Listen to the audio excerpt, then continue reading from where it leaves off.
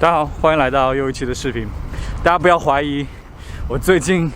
更新视频为什么这么快，因为最近这几天天气实在太好了，所以有时间可以出来晒晒太阳。然后今天我想聊的，大家看后面有火车。今天我想聊的话题呢，是在爱尔兰工作和在国内工作对比起来，在爱尔兰工作有哪一些小优势呢？然后，其实我本人在国内工作是有在广州工作过半年，然后其他的工作时间都是在国外，所以，今天的内容是根据我自己的经验，还有一些同事会从上海的分部来都柏林进行训练，然后跟他们交流所得出的一些总结吧。然后下面有10点。OK， 第一点也是我觉得我们打工人最重视的，就是说在爱尔兰的话，一般加班不会强迫你加班，然后都是自愿加班。然后如果你加班的话，在周6都是算1.5倍工资，然后在周末都是算2倍工资。所以说，另外如果你觉得你想把加班的时间转换成假期的话，也可以。一般假如说你加班8个小时，就是变成1天的假期。所以说非常的尊重你的选择，不会强迫你。然后我最近有在跟一个朋友聊天，他是最近从爱尔兰回国工作，然后他找到了一个新创公司，其实还不错。然后他跟我讲的就是，在他应聘的时候，很多人问他，就怕他不习惯在国内的工作强度，尤其是加班这件事情。所以说，我觉得在国内，不管是好的公司还是坏的公司，可能加班的文化是你逃不掉的，这是第一点。另外一点呢，在爱尔兰工作的话，工作和生活是分得相当开的。在爱尔兰工作，一般下班都是准点下班，他没有说在下班之后要让你把你的通讯软体像 WeChat 之类的都打开，然后可以随时接到上面的召唤，这边没有的，下班就下班。然后我记得很好玩，就是我刚进公司的时候，你知道新人嘛，都想多表现一下。然后我就在我的位置上有多做10几分钟，想把手上的那个案子做完。然后当时我组长说的就是，他跟我说：“哎，你怎么还不下班？赶快下班！”然后我就一脸就是用一个很勤奋的脸对他说：“哦，我要把手上的案子做完，再过一下就好了。”然后我组长就说：“那个谁谁谁，你把那个他的案子接一下，让他下班。”所以说，在这边下班这个文化是大家都很遵循的，也挺好的。我个人觉得呢，在爱尔兰升职加薪都算比较客观，只要你自己肯努力，然后你知道业绩好，然后有野心，都是可以升到你想要的位置的，不需要靠太多的后门或者是关系。当然有的时候也要关系，但是相较于国内来说会比较客观公正一点。就是如果你在这边的话，你的能力都达到了，然后你没有升到应该被升到的那个位置，你其实都可以去找上面去理论，都是会比较公正公平的对待这件事情。所以说升职加薪会比较相较于来说比较客观吧。我后来慢慢发现，我觉得相较于来说，在爱尔兰工作没有像国内那么多的勾心斗角啊，或者是集结小团体这一类的。然后后来我大概我觉得的原因是因为在国内的话，其实你很多的工作都牵涉到一些在桌面下的一些利益啊，你知道金钱啊，所以说在国内会形成，你知道跟自己利益相对的那一群人，你会跟他做对抗，就等于是你会和他不合，不管你们性格怎样，但是因为你们的利益关系，你会和他不合。然后在这边呢，大部分人都是拿一份死工资，除非你是做销售或者是做一些特定的行业，你会拿到一些佣金，但是我觉得大部分人在这边都是死工资。另外一个我觉得比较好的是，在这边上班的选择节假日比较灵活，等于是我们公司是23到26天的节假日每年，然后看你在公司工作的年限的长短，然后等于是你可以随时在一年的任何时间去放你的这些节假日。但是在国内我知道，其实我有和我从国内公司来这边培训的人聊天啊，问他们，其实在国内的节假天数其实也差不多，那个20到30天左右都差不多，但是唯一不同的是，在国内你知道节假日都是要放在5、1、11，都是在固定的那一段时间，所以说你出去玩都会有那种扎堆的现象，所以说这个我觉得会比较好一点。像在这边工作的话，还有一点比较好的是，像休病假、休产假这个。然后病假的话，首先如果你有医生的条子，等于是你去看医生，然后其实这边很松的，你去看医生，然后假如说你病了，你可以叫医生开条子。我的公司最多可以给病假，等于是付你钱的病假，正常工资付可以到半年，然后每个公司不一样，看公司的福利的情况。然后如果到了公司你知道所能付的范围之外的话，假如说是半年之外的话，就可能需要动用到国家的福利。意思就是说，如果你半年以后你还是生病，然后你就可以申请国家的福利。我觉得这一点会比较好。然后另外产假，应该女生这个比较关注，而且你知道比较占便宜，因为这边产假的话是休半年带薪，我们公司是半年带薪，如果我没记错的话。然后还有一个好处就是说，我所知道的，我所有的女同事休产假的时候，基本上都休超过了半年。然后这边休超过半年的意思就是说，半年以后其实是不带薪的。但是很多我基本上所有的同事都是选择不带薪的，然后去休超1年或者是1年半再回来工作这样。所以说。然后另外应该是去年才开始的，是爸爸也可以休，应该是1周2周吧。所以说我这2个福利是因为我今天谈公司这一块，是我想象到联系到公司，你知道在这边工作比较好的2大比较诱惑的福利吧。另外有一个我觉得在这边上班还不错的好处，就是说在这边一般公司的试用期是半年，然后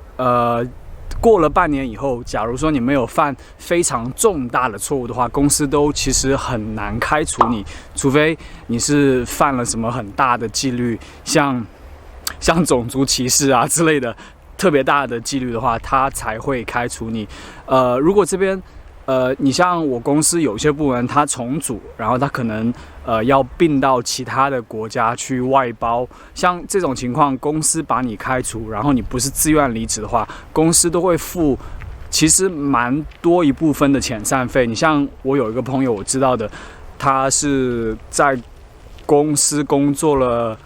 6年左右吧，然后他拿了3、4万欧元的遣散费，所以说，然后他立马就找到了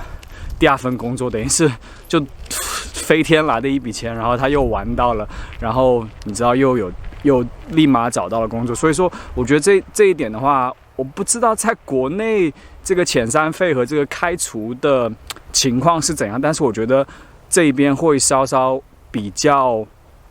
更保护员工一点。我觉得在爱尔兰公司上班，那个每个公司的投诉体系都比较完整，比较公正。就是说，如果你在公司受到了不公平的对待，你都可以有管道去投诉。像我上次有讲过那个种族歧视那个事情，其实是属于间接的歧视亚洲人，但是我还是选择投诉。然后公司也有请第3方，等于是不是我们部门的，就第3方去，你知道去查这个案子。所以说，我觉得是比较公正的。还有就是说，这边你像我之前有一个组长，然后他可能我觉得应该就看我不顺眼吧，然后他可能就是我每次就算达到了目标的话，他也是你知道要你继续去完成更多的目标。然后他这样一弄的话，就弄得我很不爽，然后我就去投诉，然后换了组长。然后这边我想说比较公正的另外一点是，就是不管你投诉的人是谁，假如说你投诉人，你像我有投诉我组长，就说他不公平对待他，我明明达到了目标，他还一直在那边，你知道催得我很紧张。然后不管就是说投诉的人，然后和被投诉的人的职位的高低，他都不会影响到投诉的结果。就是说哪一天如果其实假如说我公司的大经理对我怎么样的话，只要是我觉得他做错了，然后我有证据的话，我也是一样投诉他。所以说我觉得这个文化还是比较好的。然后另外说到这个投诉，我就想说我很喜欢爱尔兰人的一点，就是说他们没有，我觉得大部分人应该说不怎么会记仇。就是说我刚刚讲的那个组长，其实我投诉完以后，你知道肯定是他心情不好的，然后之后可能时间过了以后的话，还是你知道见面有礼貌的，你知道寒暄一下，然后也会聊几句。所以说我觉得爱尔兰人不太记仇。在爱尔兰公司上班呢，我觉得公司它其实会花钱让你去进修，而且会让你有足够的时间去把你所在领域的知识学扎实以后，再去面对客户。你像我们公司有一些，你知道，如果你是组长或者是经理，其实公司都会，假如说你有兴趣的话，公司都会付钱让你去学一些 MBA 啊之类的课程，就是说跟你相关领域有关的，然后你学完以后可以对公司做出贡献的这一些课程，我觉得是比较好的。然后另外，你像我们作为普通员工的话，其实很多时候有的时候产品会比较复杂。你像我们有很多不同的客户，像什么 NATO 啊、FAO 啊，还有像什么 ECB， 就是很大型，然后很复杂，因为他们都是需要量身定做的一些产品。如果其实我到现在我讲那些我都没有搞懂，就是我很多产品到现在都搞不懂，因为他们都是属于大客户，然后量身定做的。前面有人，等一下。然后我每次面对客户的时候，我都有很多知识，我都可能只学过1次2次都忘记。但是如果我要求的话，再去复习的话，我都是可以用在公司上班的时间，然后去做复习之类的。所以说我觉得在这边上班就很轻松，就如果你哪一些没有学好的话，你可以继续学，只要你不是你知道太拖后腿，或者是太笨的话，你只要学个1、2次，就说足够的时间，然后一些足够的他该花的成本，他都是会关照员工的。我觉得这一点挺人性化的。最后一点，我觉得在爱尔兰的上级都是比较没有价值的。我觉得如果你自己幽默，然后有礼貌，性格好的话，你都是有缘可以和他们交到朋友的。我觉得在国内可能如果你想见到总监啊之类的，就是说会有一点点距离，但这边的话其实他们都是很和蔼可亲，就是说很亲民的，没有说他是年薪几百万他就不能和你坐在一起吃饭之类的。我觉得还是比较亲民，而且你是可以接触到他们。像我们公司的一个非常高阶的，他就直接跟大家说，如果你有什么问题，你有什么想法，你都可以直接走进他的办公室，他都是来者不拒，都不会因为你是很小的一个员工，然后他会看不起你然后不见你，就是说你可以直接过去跟他们讲话，然后讨论事情都是没有问题的。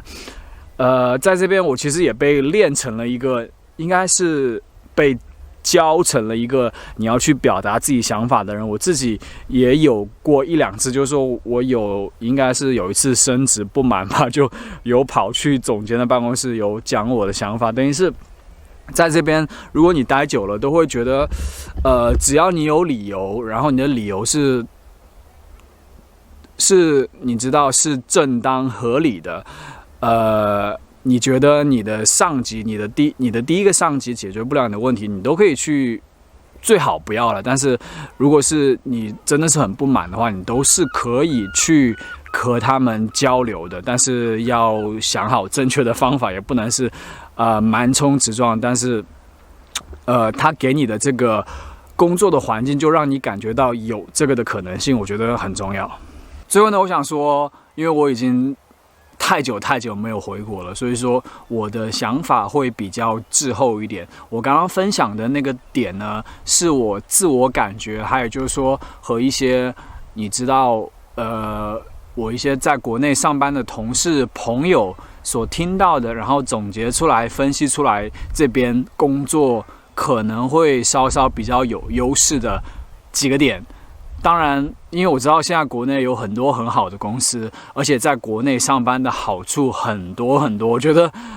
最大的好处可能是国内升职，然后机会比较多，然后你赚的钱会比较多。我觉得这一点在这边可能会相当平稳一点，没有说会有一个你抓住一个很大的机会，你可以冲得很高，但是这一点也是我自己的感觉而已，不知道是不是真实的。所以说我希望，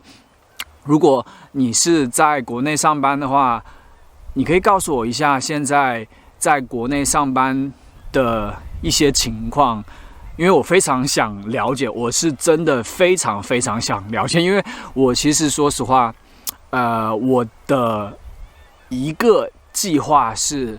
等疫情过了，然后有一些你知道有些事情办完了，我是想回国试一下，因为我们公司在上海、在香港、在北京有分部，有可能有希望，如果有机会的话，会被调去那边，但是最有可能的应该是去上海，所以说我会比较想了解到现在在国内的一些一线大城市的工作的一些环境的情况和一些你知道各种事情。所以说，如果你是有这方面经验的，或者是之类的，可以在下面的留言告诉我，现在在国内工作是一个怎样的情况。好了，今天视频分享就到这边，希望大家喜欢我的分享。如果你还没有订阅的话，记得帮我按下订阅的按钮。下期的视频再见了。